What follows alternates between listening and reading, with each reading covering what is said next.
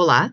Nessa aula, vamos fazer os primeiros testes utilizando o nosso modelo para a geração de texto, conforme nós configuramos anteriormente. Nós vamos agora especificar alguns parâmetros para controlar vários aspectos do processo de geração de texto. Vamos criar uma variável chamada GenerationArgs, que significam os argumentos para a geração de textos.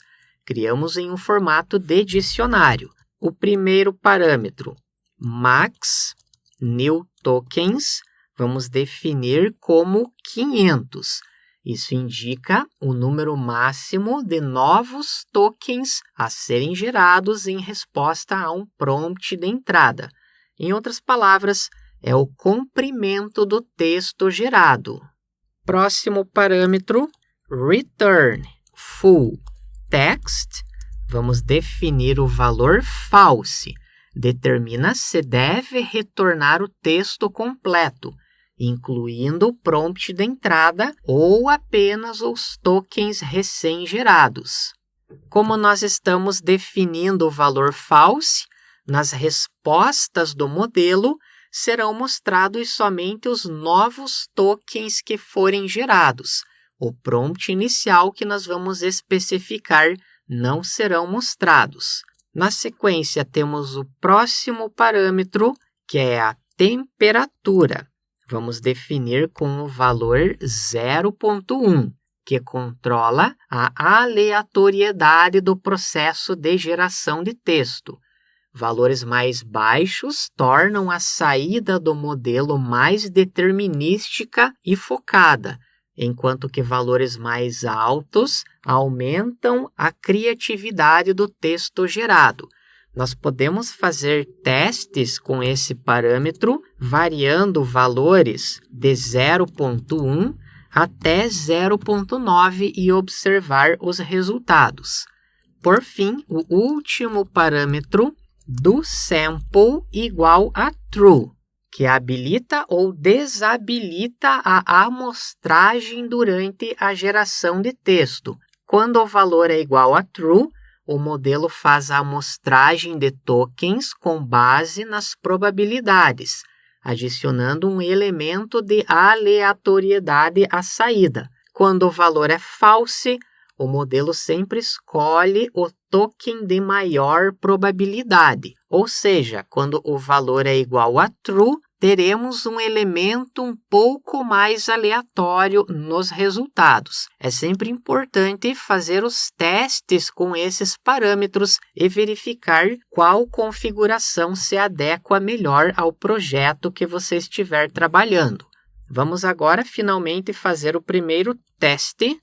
Criamos a variável prompt e vamos perguntar: explique o que é computação quântica. Na sequência, vamos criar a variável output, que vai receber o pipe, e enviamos como parâmetro o prompt, que é o texto, e colocamos GenerationArgs, que é a variável que acabamos de criar.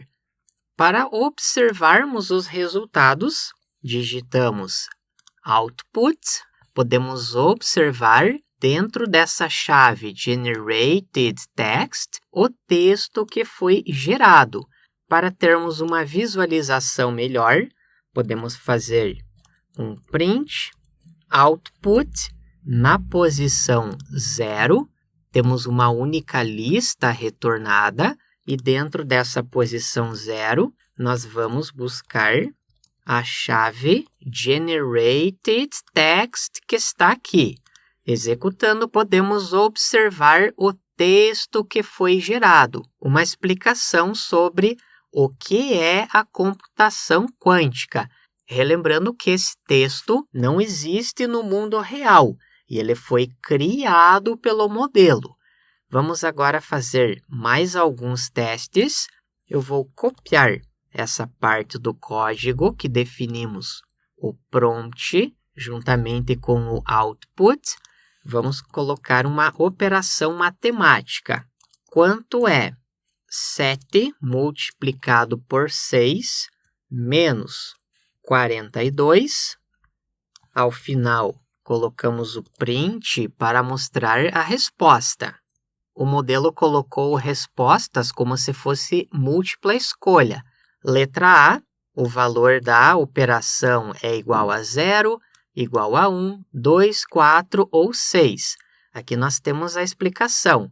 Para resolver a expressão, precisamos seguir a ordem das operações, ou seja, parênteses, expoentes, multiplicação, divisão e assim por diante. Como não há parênteses ou expoentes, começamos com a multiplicação e depois a subtração. Passo 1. Realizar a multiplicação. 7 vezes 6 é igual a 42.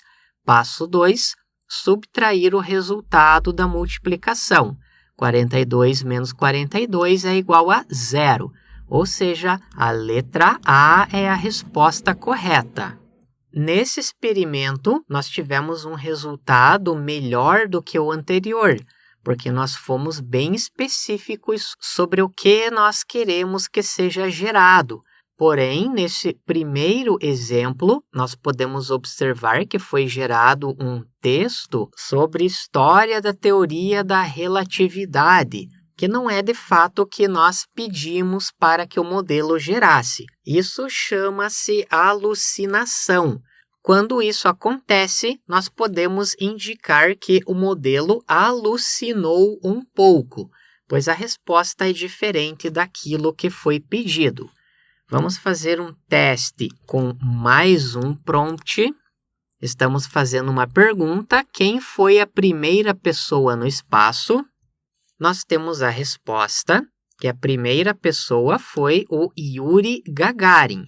E veja que logo na sequência temos mais texto que foi gerado, ou seja, o modelo continuou gerando textos depois de já ter dado a resposta.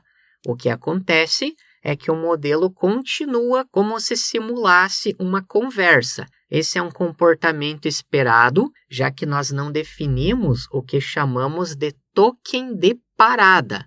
Isso será explicado com mais detalhes. Mas, por enquanto, o que você precisa saber para evitar esse comportamento é utilizar os chamados templates, que são recomendados pelos próprios autores ou pela comunidade que faz os testes com o modelo. Na próxima aula, nós vamos trabalhar com esses templates. Com isso, nós vamos melhorar as respostas do modelo. Obrigado e até lá!